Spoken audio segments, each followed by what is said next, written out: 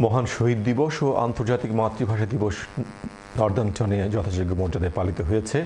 নর্দাম্পটনে Bangladeshi association of Bangla school যৌথভাবে এই অনুষ্ঠান আয়োজন করে।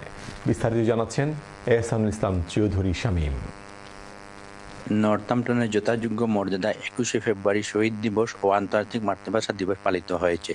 নর্দাম্পটন বাংলাদেশি অ্যাসোসিয়েশন শনিবার সকাল 11টায় আলোচনা সভা, কবিতা আবৃত্তি, চিত্রাঙ্কন সহ নানা অনুষ্ঠানমালা ছিল। এতে বিপুল সংখ্যক বাংলা স্কুলের ছাত্রছাত্রীরা উপস্থিত ছিলেন।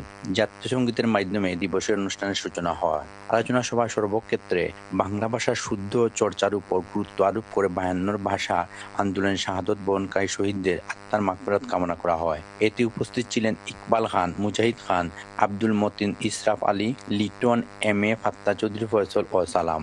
Ehsanul Islam Chowdhury Shamim, channel S news, Northampton.